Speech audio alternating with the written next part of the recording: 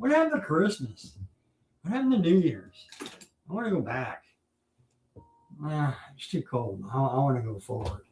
I think you need to dip over here a little bit. So there you go. So anyway, it was a fun day today. I'll start off with the market report. I think I told you all last night how it sold off on Friday. Got it all back yesterday, and guess what? It sold off again today. Matter of fact, it sold off pretty big at one point. The S&P 500 was down well over, I want to say it was down 110, maybe even 120 points at one time today. Then at 1 o'clock, all the buy the dip people came in and bought it up, but it still finished down over 50 points, and that's a pretty big move to the downside. However, if you go back 10 days ago or 20 days ago, it's still well above where it was at 20 days ago. So I think, matter of fact, I'm sure that it's going to keep selling off here the rest of this week. Could be wrong.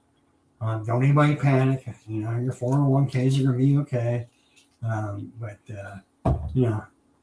there's a lot of noise about AI, and the noise I'm hearing about AI now really has kind of a,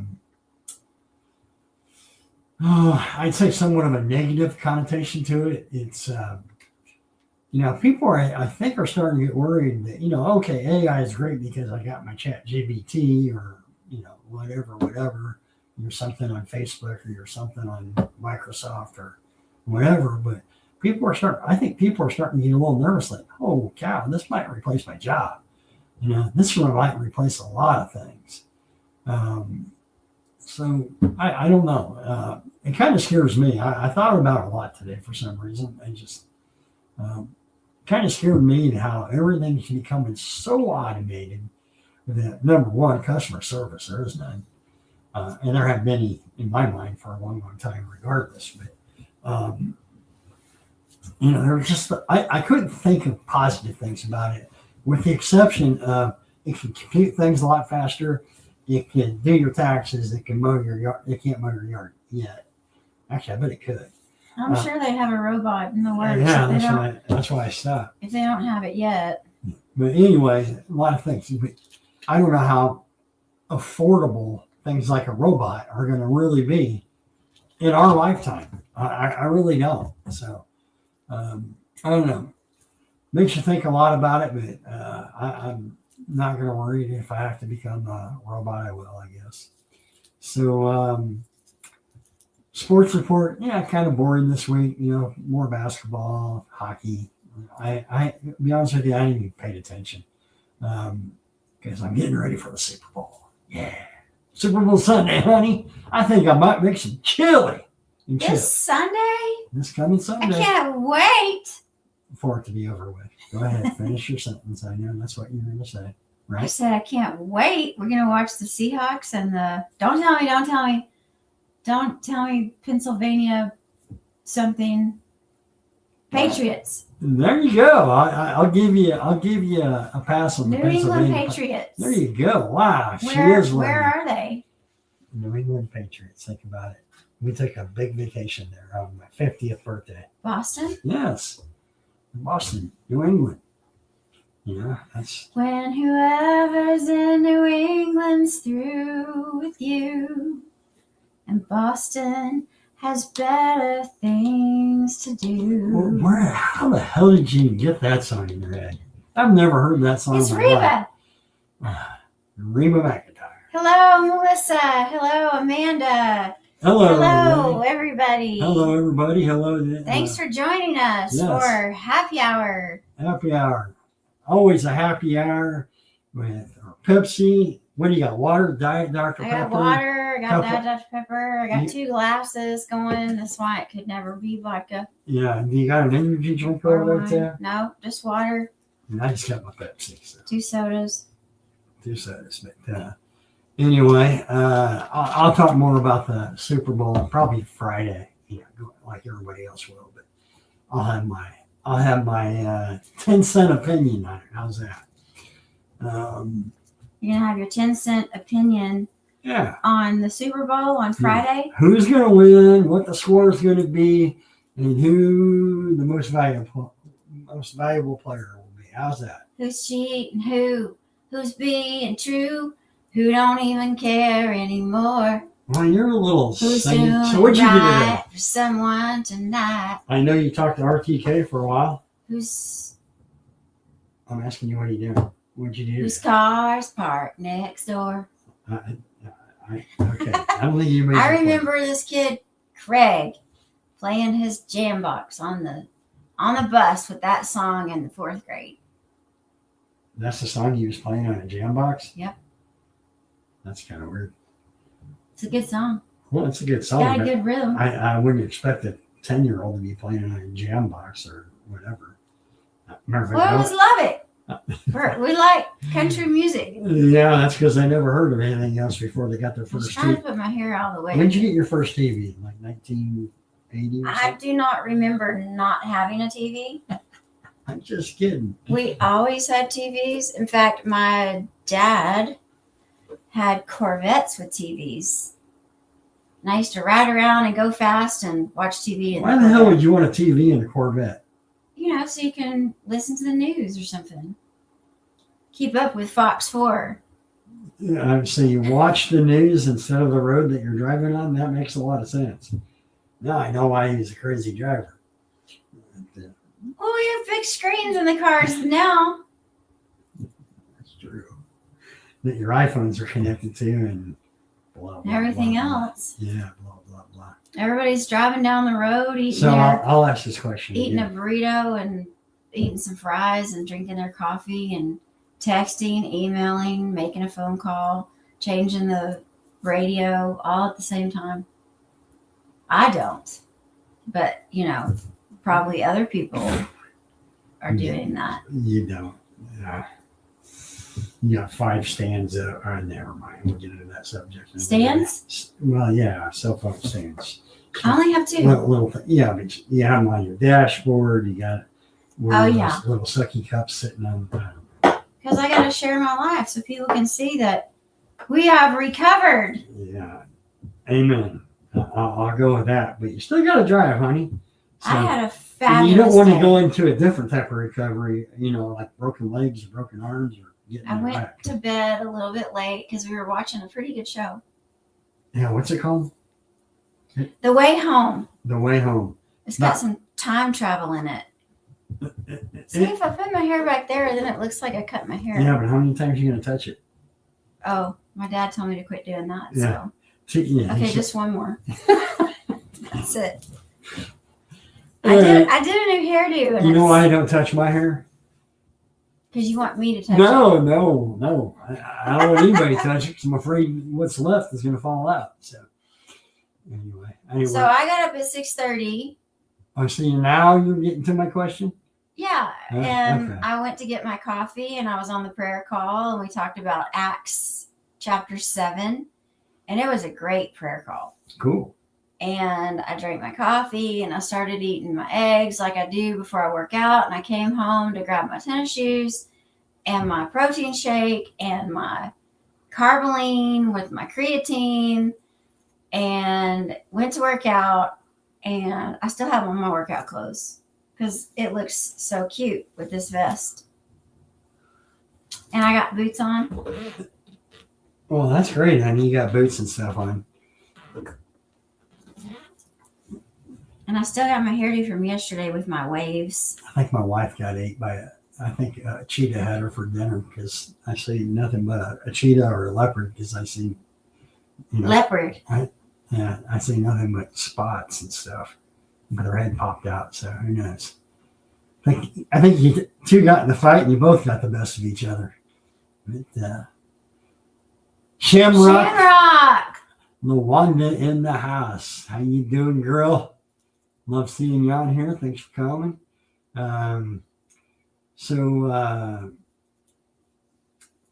What else? So then I came home and made my clothes a little more, out and about appropriate. And I got to go meet with my new girl, our new girl. I almost said her name, at the home. And she is delightful. Mhm. I love her. She's adorable. She's smart. She's just going to do so well. She's already got a job. That's She'll awesome. be starting next week. Yay. And she's just, this is our first time to really have like a one-on-one. So we meet with the girls in a group once a week, Mm-hmm. and then individually once a week. And that was our first time to like really meet. And I took her to lunch, and oh my gosh, I went to Maker's Gym and they're gone. What? They're totally gone. They totally moved out of there. So we went to Starbucks instead, and then to eat, and then took her back. Then I had 2 very important phone calls, and that led me to here. Awesome. Well, that's a busy day.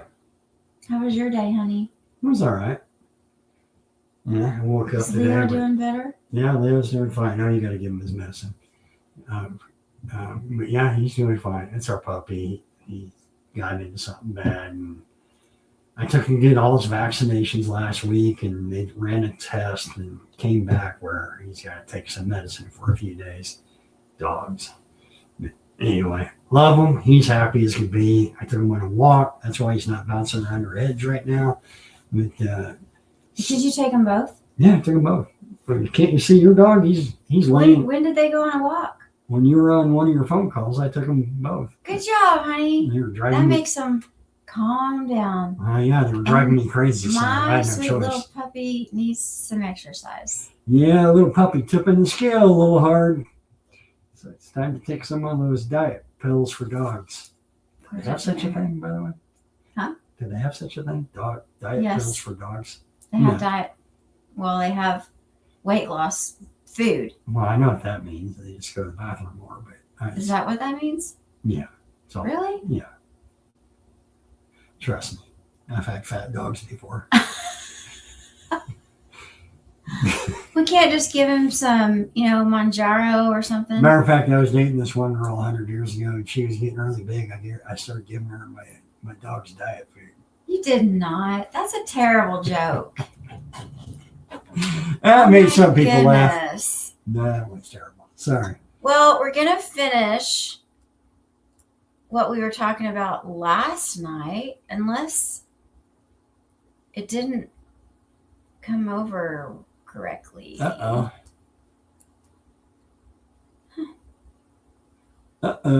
Pause. Well, let's see. Yeah, we talked about I that. can do it this way. I might need some glasses. So I heard from an old friend today that I haven't heard from for 40 Oh, years. that's a good story. I haven't heard from him since he graduated. He was a year older than me. Since he graduated high school, which would have been 1985, so 41 years. And I grew up with this kid. I don't want to say his name, but I grew up with this kid. We played a lot of sports together growing up. He was a very good athlete, and he was a Facebook friend. But I told y'all Facebook. I think I logged in for whatever reason for like the second time in a year and a half this morning. Y'all don't send private messages to Darren because he doesn't check. Well, I might have That's to. why we because- have to give his phone number out. All right. Well, I might have to now because Because that was a good message. it was a great message. And basically, the long and short of it, he's apparently been battling alcohol for, I don't know how long, he didn't say, but for a long, long time. But he informed me that he's now sober for 100 and forgive me if I have the days wrong, but 143 or 148 days, which is, that's almost 4 months. So, Isn't that great? yeah, shout out. And he wanted to send me a message and just say that, we've been a part of that. And man, I'll be a part of anybody that wants help. And even if I never hear from y'all and I'm helping you out, it's great. It's great because you've all heard me say, and many of you heard me say that if I only help one person doing what I'm doing, I've accomplished a great goal. A great goal. Don't get me wrong, I'd love to help millions. or as many people as possible. But that was just a great message, and I'm proud of that guy. He was a I the few times I used to get on Facebook, I remember seeing something about him, or maybe one of his family members, and it would always make me think of our baseball days. So I remember my junior year, he would have been a senior. We had a really good baseball team, and we just fell one game short of the state playoffs, and and we should have kicked this team's butt. That's a story for another day. But he was a leader, and I think he's still a leader today. And I hope you reach out. If you're listening to me, my friend, I'll say your name when you give me permission. If you're listening to me, go out and be a leader for the good reasons again. Because you got it way in you, buddy. You always have. Ever since I was a kid, you've been a leader. So, amen. Isn't that beautiful? So Darren texted me a screenshot of that message today, and he's like, "I was just in tears." I wasn't quite in tears, but I was. Practically, like the feeling. The feeling it was a tremendous feeling, not only for myself, but I'm sure for this person too, and just reaching out and touching base on a hard subject to talk about, especially when the relationship is close to where we grew up, because he knows all the people that I know back there, and most of them are still back there, and most of them have a lot of problems with alcohol. Oh yeah. Yeah. So when Darren took me to Iowa, the first place we went to was no, it's don't make it sound like a bad place. Iowa's a great place. What's it called? The down under the rails. What was it? The Railway Inn. Yeah. For the cheeseburgers. He took me there for the cheeseburgers. Yeah. That's where she thought she knew how to drink. Oh no. I was a very qualified alcoholic, but I could not hang with these people. He's like, "You need to slow down, honey, because we have a whole bunch of other bars to go to." And I was like, "What?" Well, that was the thing when I was growing up. My dad hung out at the bars. So I grew up in bars. I guess that's all they had. No, we had everything. It was just a pathetic excuse. Well, there was a lot of drinking, and that put me under the table for sure. Well, we were drinking pretty hard. I think I stood up in my chair. You did. You were dancing.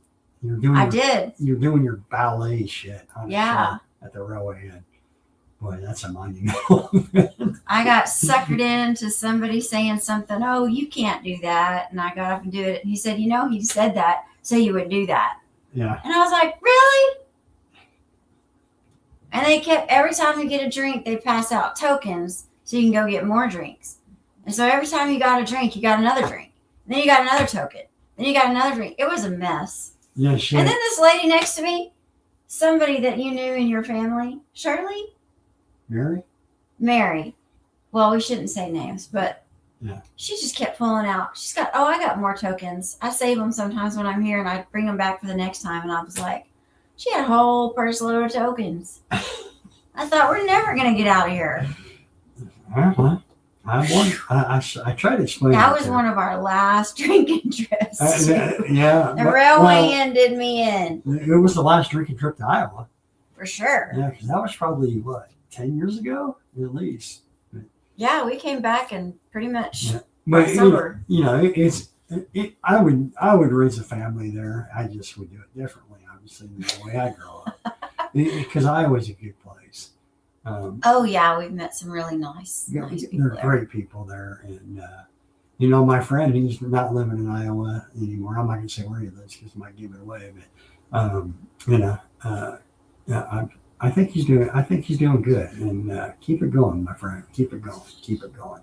Every once in a while, it doesn't matter what you're doing. If you have a project you're working on, or you're in school and you're trying to graduate, or you're at work and you start a business and you're going a little bit down the road and it feels like you're not getting anywhere. You're not gaining any traction. You're not impacting anyone. And then you get a message like that. And I want to say, because Kim said this tonight, men don't say things like that very often to other men. Mm-mm. So it's like a big deal. And then I got to spend time with someone today, And it just fills you back up. It fills me back up. And then last night I was taking another girl to a freedom class, and because I like everybody to go through this program called Freedom because it doesn't Great cost program. anything. Yeah.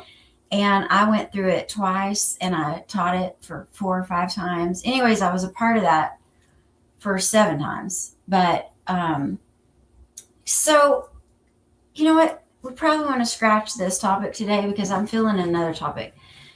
What we're talking about, and Change the topics. there's a term out there that's called the dry drunk. And a dry drunk is someone who just white knuckled through stop drinking. They didn't go to any meetings. They don't take medication. They don't go to therapy. They don't do any counseling. They don't do AA. They cold turkey it. And you know what? They're giant, not very nice person. And they're a butthole. I'm just going to say it. Because the reason why you drink is a big pile of the funk and the junk and the stuff.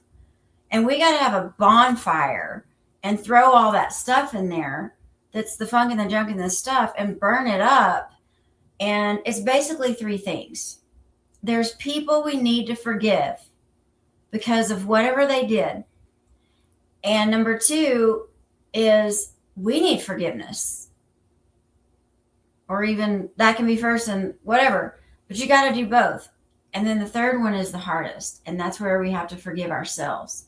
So it doesn't matter if you're in therapy, Celebrate Recovery, AA, Freedom, Overcomers, Celebrate Recovery. Did I say that one? Mm-hmm. AA, Any of the other. NA, whatever.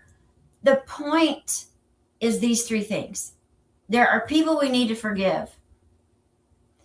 And then we need forgiveness.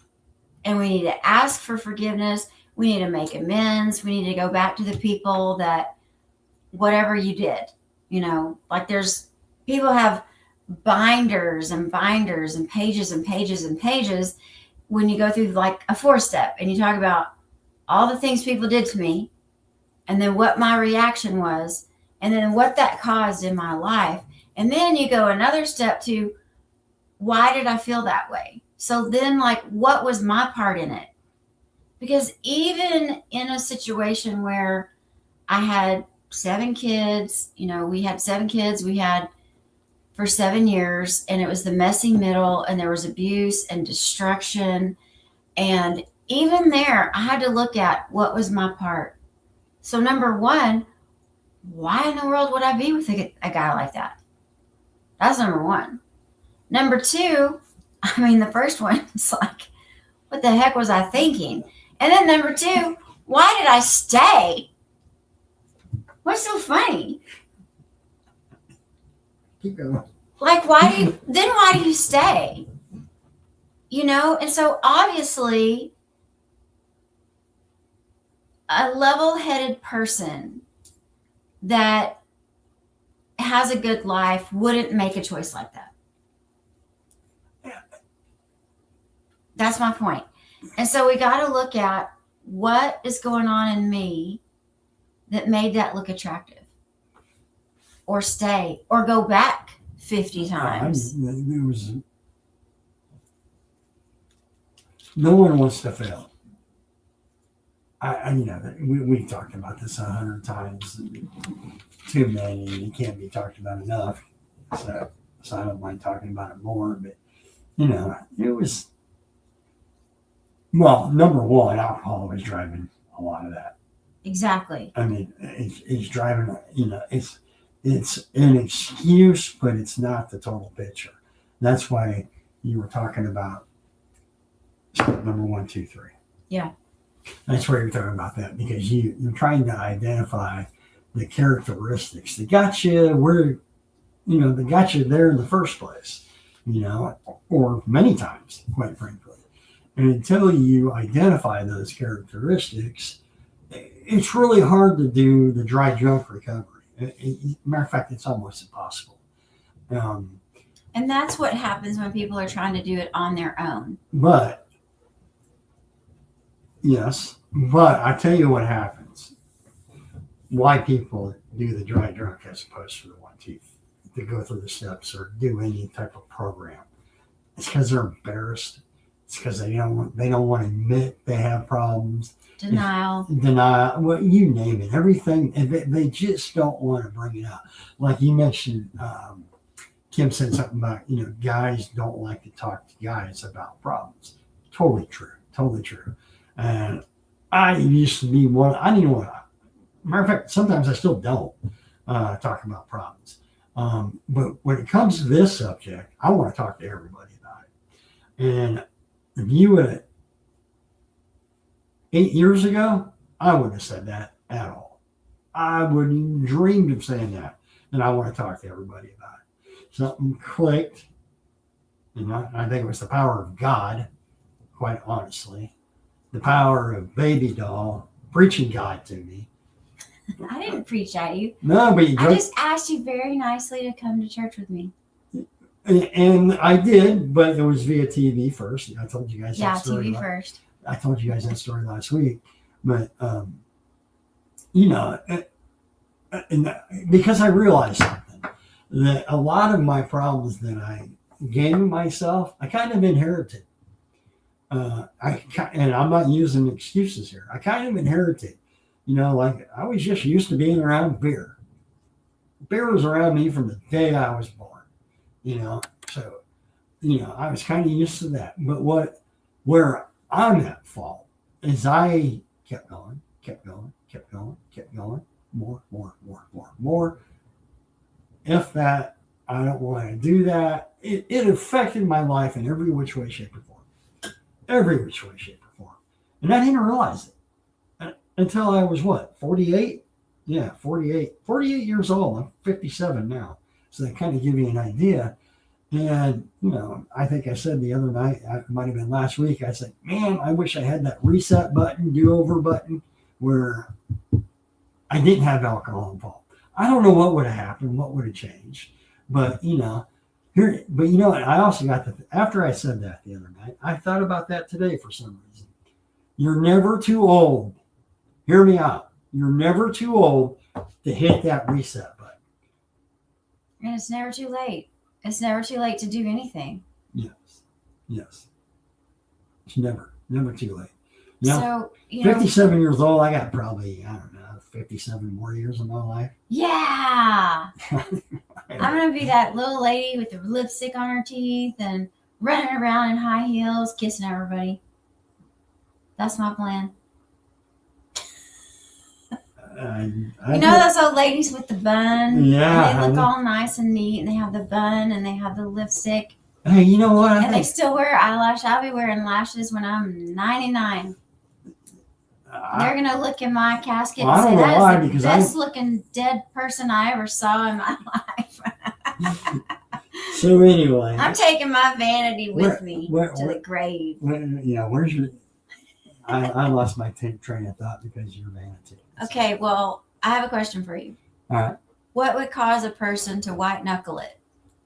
To white knuckle it? And be the dry drunk. Well, what causes a person to choose that? Well, back in the bar scenes, it was usually due to a bet. I bet you can't have a drink for 1 week. And by the way, I took several of those bets. I'm sure you did. Over the years. So you could win the money? I'm not sure. Get it for money? I'm not sure my success rate was all that high, to be honest with you. Because we probably only bet something like $10, and I said, here's your 10, give me a beer. Matter of fact, I bet I did that more often than not. That's funny. Yeah. I could see you doing that. Yeah, and it's the same reasons. And Leo, you're supposed to be tired. We're out of their favorite bones, and so they're going to be antsy. Yeah, and they'll be he's fine. Over here, he's over there. there. I think it's the same reasons I said earlier. They're embarrassed, they're in denial, but they want to change their life, or they want to change themselves. They just want to change themselves because, they had an epiphany or a thought. Hey, maybe I should try this. I got nowhere else to go, but I don't want to go to that AA. I don't want to go ask for help. I don't want to do any of that. I don't want anybody to know about it. That's why they do it. And But so, you know, I've known one person to do it white. What do you call it? white knuckle it. I've known one person to do it, and she's been sober for 20 plus years. But I don't. Do I know him? Yeah, you know her. She's my assistant, Catherine.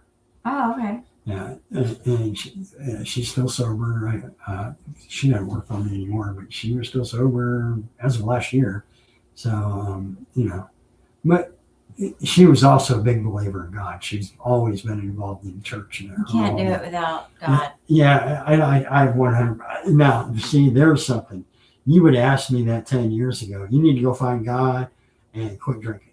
I had a better chance of quit drinking than I did finding God. I'll be totally honest with you.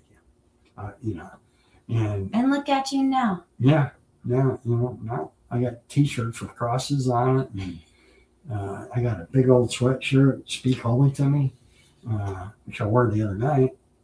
I think I wore it somewhere. I wore it out somewhere, and I didn't realize I had it on, and people were looking at me funny. And I'm like, oh yeah, they don't know, you know, and they're looking at me funny because they didn't know what to say. They're trying to figure out. Yeah, I don't know how how would I to speak do holy. that? Yeah, I don't want to I don't know speak how to holy. speak holy. Yeah, hey, That's by the funny. way, I really don't know how to speak holy. I'm just,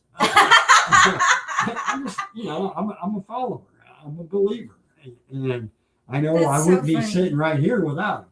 So, I have a hard time not touching my hair. yeah, well, quit touching your hair. So tell me what you think about this. This is what I think. What I think, especially for men, is, I mean, women do it too, but especially for men, they don't want to appear weak. And so they think, I'm strong. I don't need all that. I can do it on my own.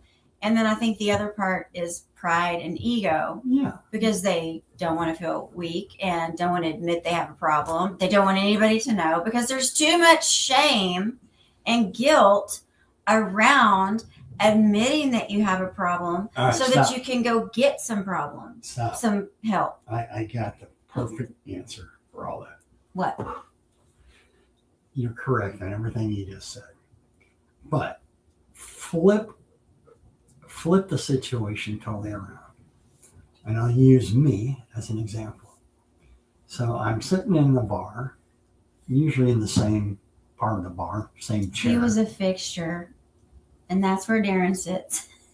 I had my name. He had his own chair. I had my name engraved on the bar next to three other guys that hung with me. But anyway, so picture this. You're embarrassed to come out and say you have a problem. Well, picture this. What would be more embarrassed about? So I'm sitting there in my normal spot. Some person's way at the other end. It's a bar / restaurant, but they're sitting at the table eating lunch, not dinner, lunch. And they come into that place to eat lunch maybe 2 or 3 times a year. And then they say to the waiter or waitress, who is that guy?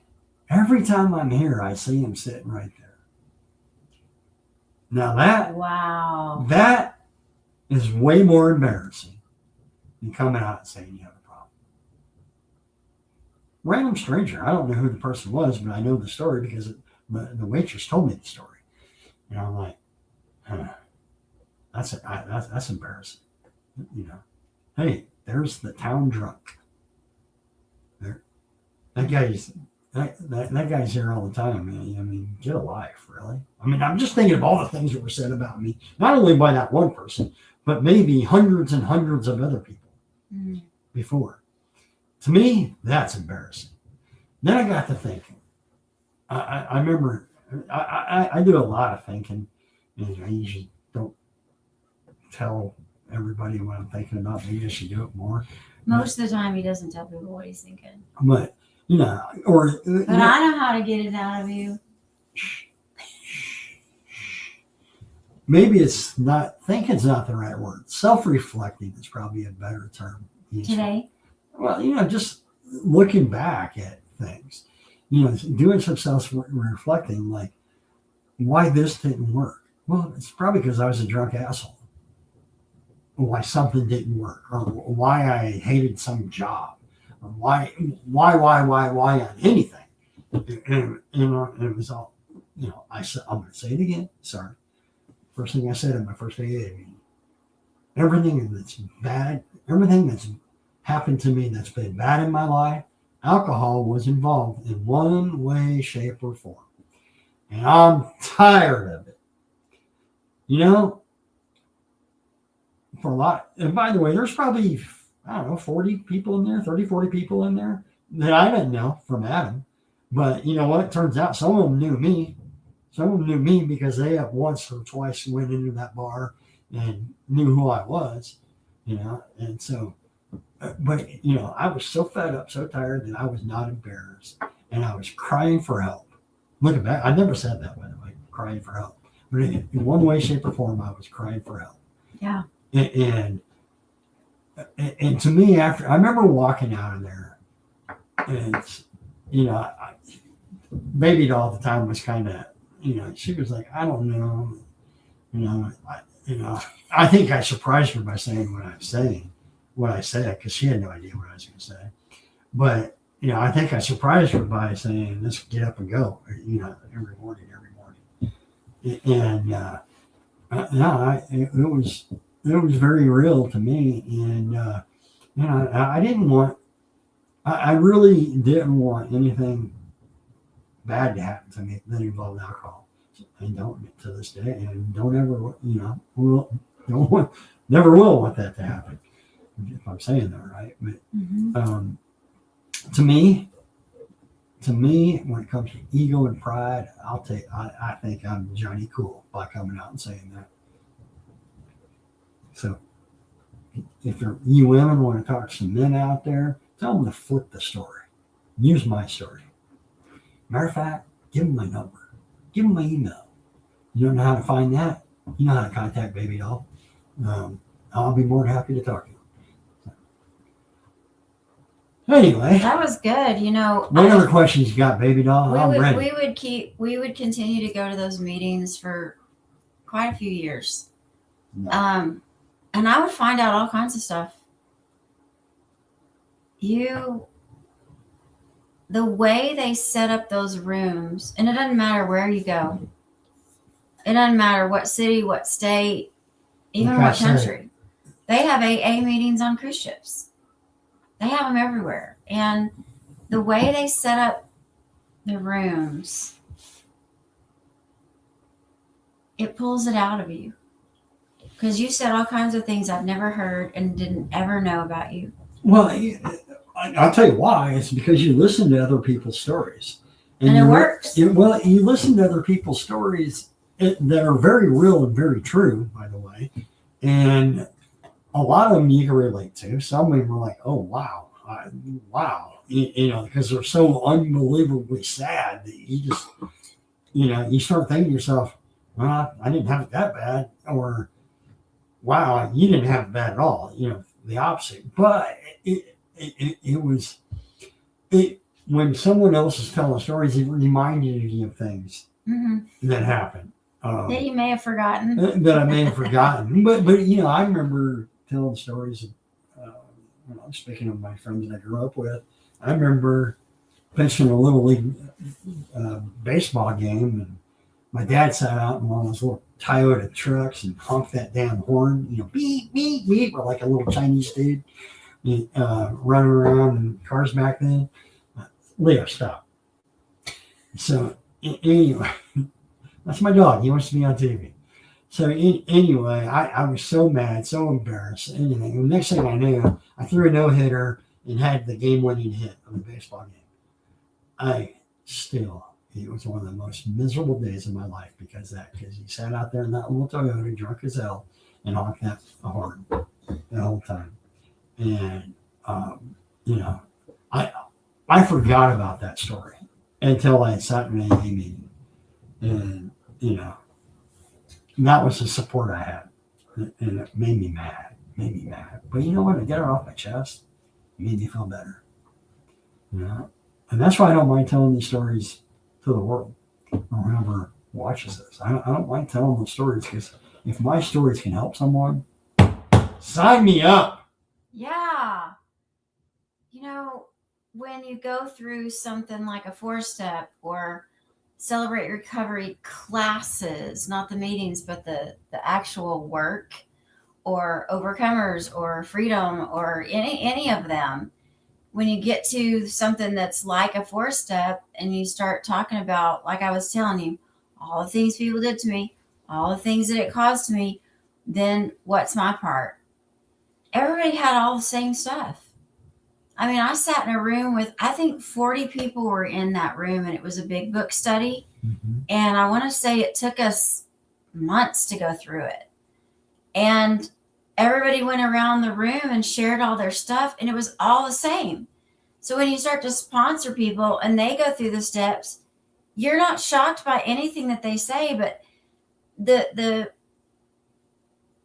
enemy doesn't like families, and the enemy doesn't want us to be in community with other people. He wants to keep us isolated, alone, lonely, all by ourselves, beaten up on ourselves. This is one of the things that I had forgotten until a couple weeks ago. I reached out to a girl I had gone to high school with, and I was going to try to get back into a ballet class that she takes. But unfortunately, it's on Wednesday nights, and we're here doing this. And so anyways, she said I was always really hard on myself. And I have been that way. Like I had this striving for perfection and always wanting to perform well and make a difference and clap your hands for me and win this and win that and all that. And we're just, that's the number one way that the enemy gets to us, is in our head, and isolating us and keeping us away from everyone. It gets us to beat up on ourselves. Yeah. And we just tear ourselves into shredded nothing. And so when you learn that, and then you know that, then you figure out ways to conquer it, change your thinking, and decide that's not how you want to be anymore. You know? Amen. Because everybody's got the same stuff, but when you're hiding out all by yourself in solitude, you don't think about that. Well, same stuff, same stories. I don't want to say they're exactly the same or exactly the same stuff, because there's a lot of different variations. We don't want to put anything down, so to speak, because what we imply is everybody has problems, and a lot of the problems are similar. They might have just got there in different ways. And what's the cool thing about a lot of these groups, to me, is you hear a lot of different ways to help other people. Say, look, I'm pretty familiar with what what happened. It may not happen to you directly, but it probably happened to 3 or 4 people that you're supporting, or they're helping support me. And so, it's like, maybe try this, maybe try that. You come up, it's like, what's the best way to be good at something? Knowledge, information, gain as much knowledge as you can. Practice. You keep getting up. Get all that knowledge. BabyDoll here, she can tell you what alcohol does to your body physically in every which way, shape, or form. Me, I just know it messed with my mind. I don't know why or how the effect or the biological effects. I don't care. Well, it doesn't matter. It doesn't matter. And it doesn't mean, and I'm not telling everybody out there, some of you can be like her, some of you can be like me. It doesn't matter. Or somewhere in between. It doesn't matter. Addictions. And we focus on alcohol, obviously. But I don't care if it's pot. It can be food. It can be porn. Oh, I'm not supposed to say that on here, I think. Corn. Code word for candy corn. Yeah, anyways, I didn't realize that was an addiction until I went to a meeting and absolutely embarrassed myself. Matter of fact, it was my first freedom class. We went to one of the, I'm not going to mention the name, but we went to an AA type thing. Even though it wasn't AA, I don't want to tell you what it was. Online, because I don't want to make it sound bad, because it's a good group. But anyway, I listened to all these people talk about their corn addiction. And I was like, how do people have addictions to that?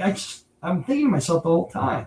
So my very first freedom meeting, which happened to be with a bunch of church people that I knew, and I was, well, number one, I think I was surprised I was there, because I know one year, the first year they had it, I was like, nah, I'm not ready for it. But the second year, I was like, okay, I'm going to do it. And it was really at the urging of a couple of guys at church, and I think she was behind it. Remember, I know she was behind it, but those guys from church, Me? yeah, and those guys from church were real cool guys, successful guys, and I just liked them a lot. So I said, all right, I'm in.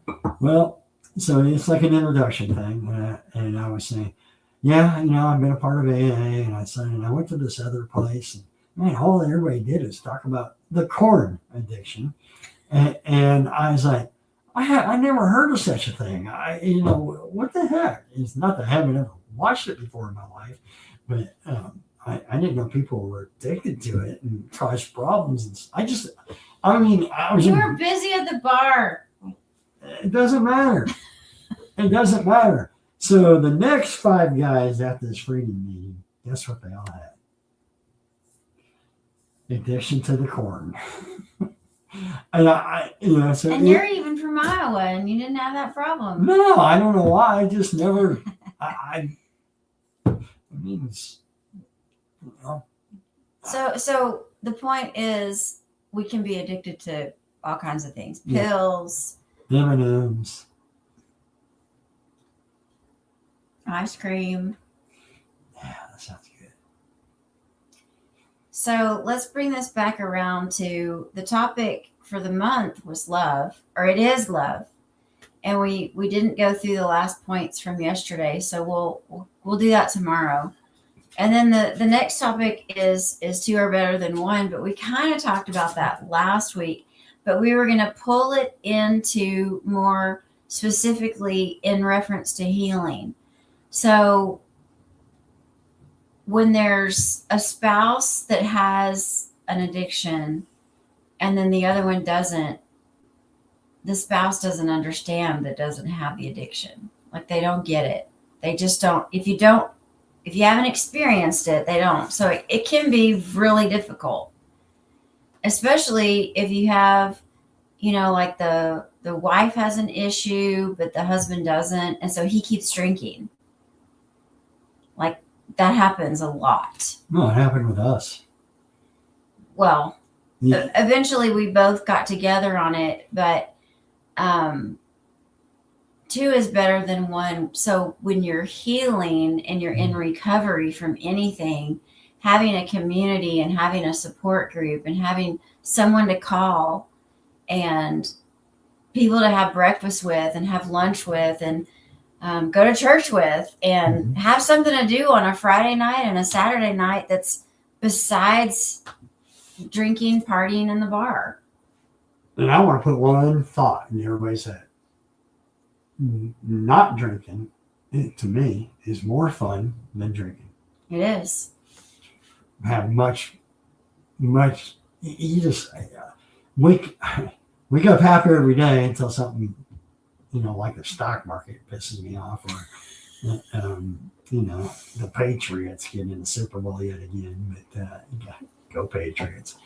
But, it's not the end of the world, or, being drunk didn't cause the stock market to go up or down. So, so it's a lot more fun. And, the quality of people that you will end up hanging around and becoming friends, and they will, and I don't care who you are.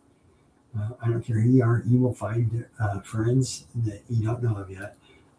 You're going to find that you have a much better time, and you have more trust and faith in them, because they probably experience similar things with you. Churches are just filled with nothing but, for the most part, nothing but fantastic people. Y'all have. Well, you have a similar mindset. You're all wanting you're going in the same direction. So your boat's rowing in the same direction. So you want the same things out of life. You want a good family. You want to be healthy. You want to be able to take care of each other. Yeah. You know, and I'm going to go back to this because Chris said addiction is real and people are addicted to so many things. And the person that doesn't have the addiction doesn't understand, and they're scared to try to help the other person. And I would add to that, Chris, that they're not equipped to help the other person. So when you get into the rooms of AA or Celebrate Recovery or any of the things I've mentioned, you have some people there that are more equipped. You have people that are 5 years ahead of you, 10 years, 30, 40 years ahead of you. And then another thing that happens that's really cool is you get a little bit down the road and maybe say you have 2 years and like the newness of being sober is kind of worn off. You know what? That brings a big a story of mine that happened. Can I finish? Yeah, when I got a story that happened today that I haven't told you about. So go ahead.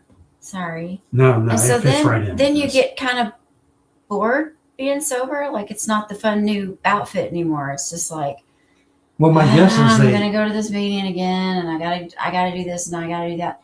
And then in walks new people, and they say, "I'm so glad y'all are here," and they're just in tears, and they're, you know, some of them even reek of alcohol, and some of them haven't had a shower in 2 months, and they're so glad you're there. In fact, when I go back, because I go from time to time to let them know that we have this home and, you know, when we have open beds and things.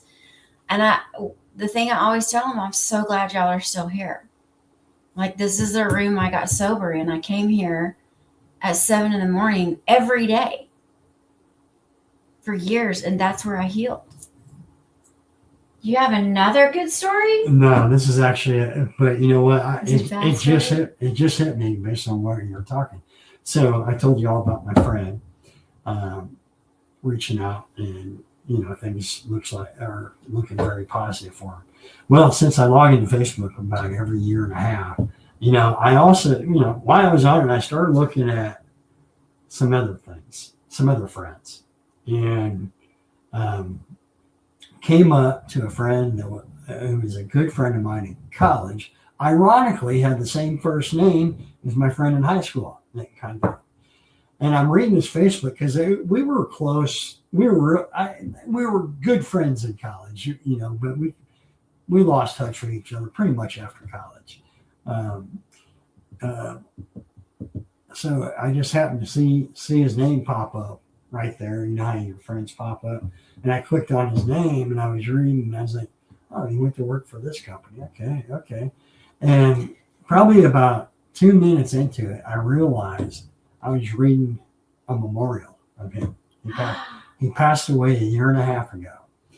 And I know, and you're not going to see it on Facebook, but I know it was because of alcohol or addictions, because he had all kinds of problems. And that's what, you know, quite honestly, that's why we need to stay in touch. I think I moved out to California or something when I was in my early 20s. And 2 extremes that you got today. And I just realized that. And he was such a good, loving guy. He was a football player, and he was a big dude. He was a lineman, but he had a personality that was just soft as he was a big teddy bear, you know.